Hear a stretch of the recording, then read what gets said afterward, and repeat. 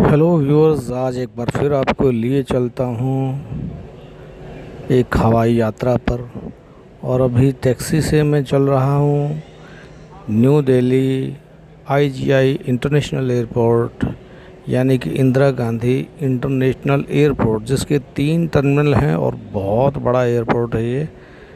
और T1 से आजकल फ़्लाइट ज़्यादा आ जा रही हैं। T3 वैसे बहुत ही फ्रीक्वेंट यूज़ किया जाता रहा है, बट आजकल जो है T1 पे ही डिपार्चर और T1 पे ही अराइवल हो रहा है मेरी कई फ़्लाइट्स का। तो अभी रोड से हम चल रहे हैं। ये रोड जो है एयरपोर्ट के नज़दीक ही हमें निकाल देगा।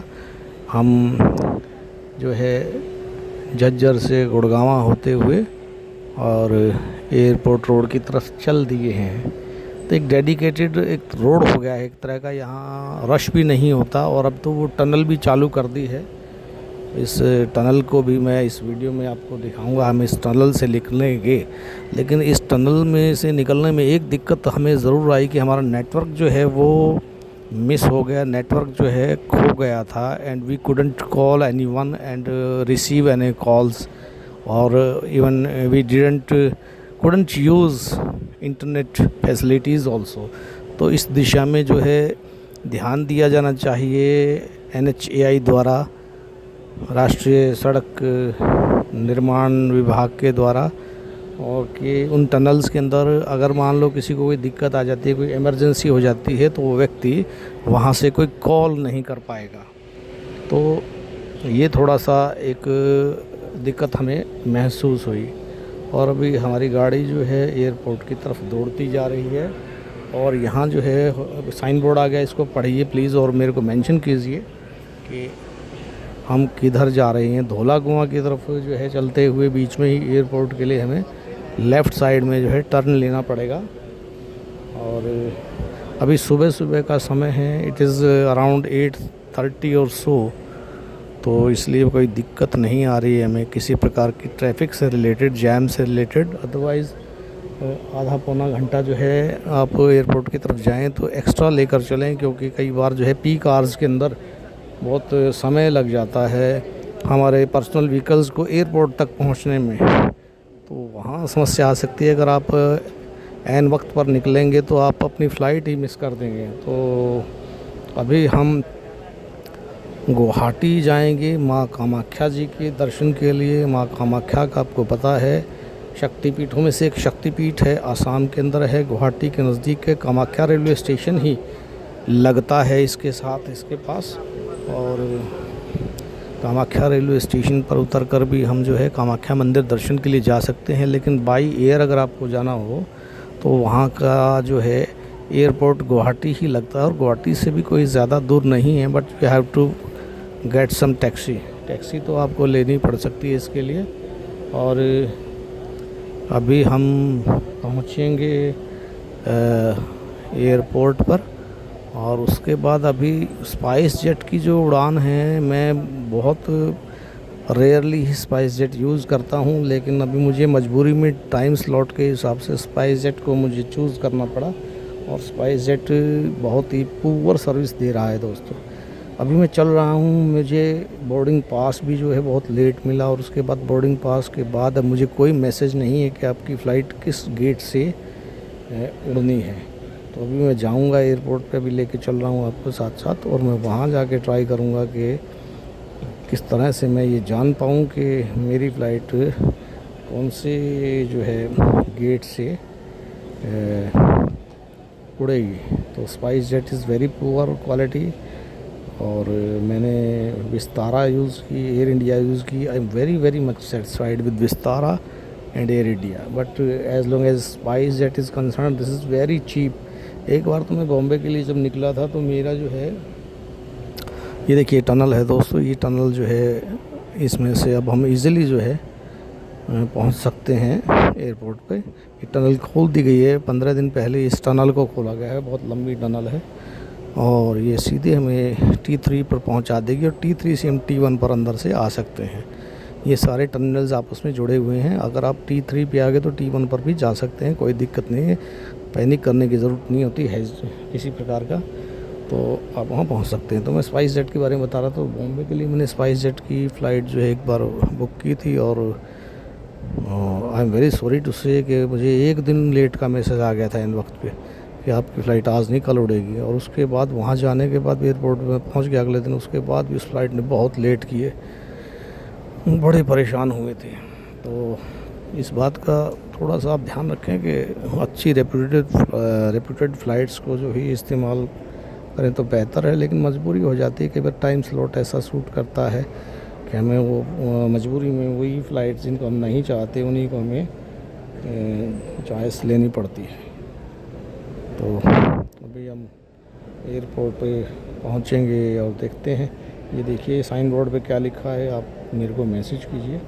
मैंने जूम किया है इसको, तो आप देखिए। तो T1 T2 T3 सारे मैं यूज़ कर चुका हूँ, एंड सबके सब एक से बढ़कर एक सुंदरता और सफाई के लिहाज से बहुत ही सुंदर एयरपोर्ट्स हैं। लेकिन मैं बहुत कम जो है AC यूज़ करता हूँ, तो मुझे एयरपोर्ट पे बहुत ठंड लगती है। ये मैंने हमेशा देखा है कि एयरपोर्ट पर अगर मुझे ज़्यादा देर बैठना पड़ गया तो मुझे ठंड बहुत लगती है। देखिए हमारे आगे एक ऑटो जा रहा है, ऑटो टैक्सी, और इसके बाद हम जो है पहुंचेंगे एयरपोर्ट पर। बस हम गुवाहाटी जाएंगे, माँ कामाख्या के दर्शन करने। एक शक्तिपीठ है, और माँ के दर्शन के लिए पीछे मैंने जून के अंदर भी 9 जून को हमने बुक कर ली थी, फर्स्ट AC बुक कर लिया था ट्रेन को हमने, ब्रह्मपुत्र एक्सप्रेस को। लेकिन दुर्भाग्य से हम नहीं जा पाए। लेकिन मेरे मन में मलाल था कि मुझे माँ के दर्शन के लिए जाना ही चाहिए। तो मैंने दोबारा जो है फ़्लाइट बुक की है, और वापस अभी आज तो मैंने दृढ़ निश्चय कर ही लिया कि मैं माँ के दर्शन करके ही वो लौटूँगा और आशीर्वाद पाऊँगा माँ का। Now you see this is terminal 1। देखिए टर्मिनल 1 की सुंदरता देख लीजिए आप, how beautiful the terminal is.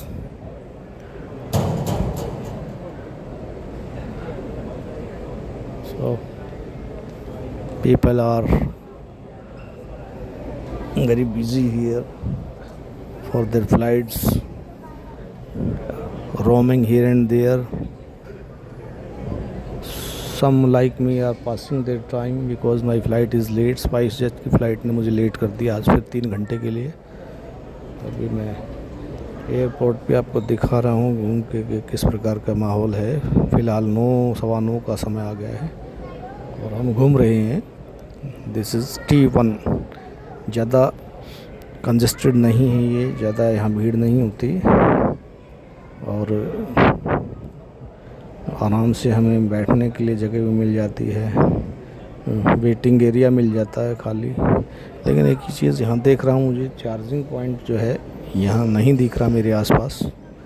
8 number मेरा गेट है। मैंने बड़ी मुश्किल से पूछ के, अब तक भी स्पाइस जेट ने मुझे ये कंफर्म नहीं किया है कि मेरी फ़्लाइट कौन से गेट से जाएगी। तो मैंने पूछताछ के एक स्पाइस जेट के एम्प्लॉय से दिखा के मेरा बोर्डिंग पास पूछा है, तो उन्होंने कहा कि your flight will leave from gate number 8। तो मैं गेट नंबर 8 के पास ही बैठा हूँ, और उसके बाद बहुत समय है मेरे पास। उसके बाद में मैं इधर उधर और घूमूंगा, और देन लेट अस सी